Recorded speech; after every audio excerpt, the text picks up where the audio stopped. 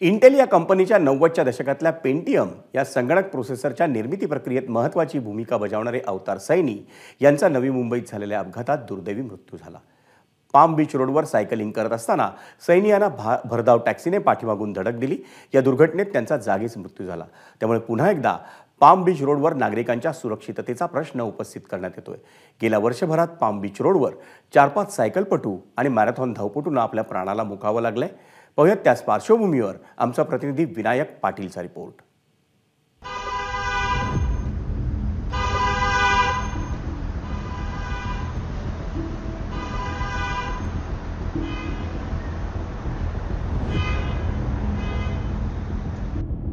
दिनांक 28 फेब्रुवारी 2023, वेळ पहाटे 5:30 वाजता, ठिकाण Navi Mumbai, palm beach road, Belapur. पहाटेच्या बोचऱ्या थंडीत वाहतूक रोजच्या सारखीच सुरू होती आणि अचानक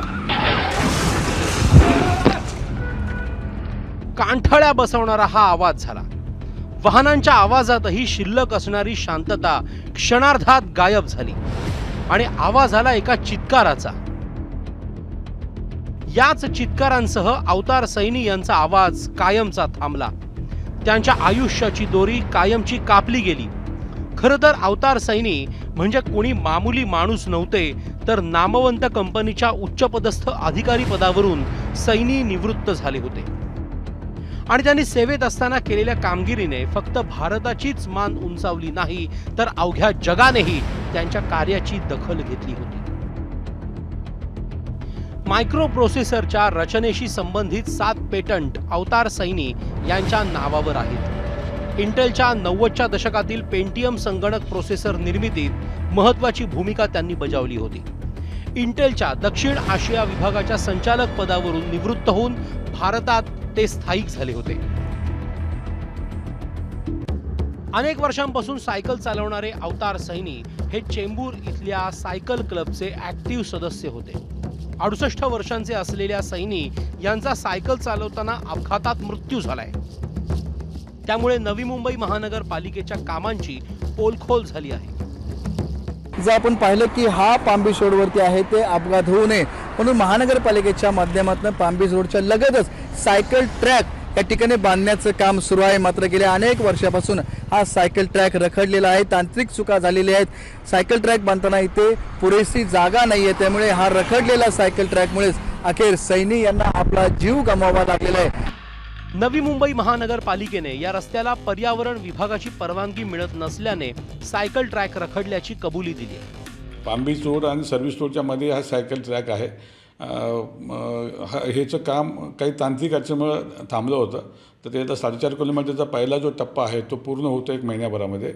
त्यामध्ये MCDMची आम्ही परवानगी घेतलेली आहे, परंतु माननीय उच्च न्यायालयाची आम्हाला परवानगी घ्यायची आहे, तर ते 1 महिन्याभरात आम्हाला परवानगी मिळेल अशी अपेक्षा आहे। त्याच्यानंतर दुसऱ्या टप्प्यात आम्ही काम चालू करू।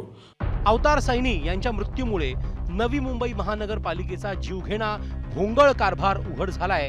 मात्र सायकल ट्रैकचा मुद्दा पुन्हा एकदा ऐरणीवरही आलाय। जितने भी एक्सीडेंट्स हुए हैं अर्ली मॉर्निंग, सो ये सब चीज़ों को कंट्रोल करने के लिए कुछ तो सोल्यूशन निकालना चाहिए NMMC ने और पुलिस ने मिलके। सायकल ट्रॅक नसावा अशी आम्ही महानगरपालिकेकडे मागणी केली होती, मात्र महानगरपालिकेने सातत्याने आमच्या या मागणीकडे दुर्लक्ष केलं। आमची मागणी गांभीर्याने घेतली नाही आणि हे पाम बीचचं लगतच्या सायकल ट्रॅकचं काम अत्यंत संथ गतीने चालू राहिलं। नवी मुंबई हे शहर वेल प्लॅन्ड सिटी म्हणून ओळखलं जातं। चांगले रस्ते, चांगल्या सुविधांचे दावेही महानगरपालिका वारंवार करत असते। स्वच्छ भारत उपक्रमात नंबर मिळवल्याचा तोराही नवी मुंबई महापालिका कायमच मिरवत असते। मात्र रखडलेला सायकल ट्रॅक अनेकांचा जीव घेत असेल तर नुसते कौतुकाचे ढोल काय कामाचे, असा सवाल आता नवी मुंबईकर विचारू लागले। म्हणूनच पुलांची रंगरंगोटी करा, भिंतीवर आकर्षक चित्र रेखाटा, मात्र सायकल ट्रॅक बाबतची उदासीनता अवतार सैनींसारख्यांचं आयुष्य बेरंग होऊ नये याची काळजी नवी मुंबई महानगरपालिकेने तातडीनेच घ्यायला हवी। विनायक पाटील, ABP माझा, नवी मुंबई। ABP माझा, उघडा डोळे बघा नीट।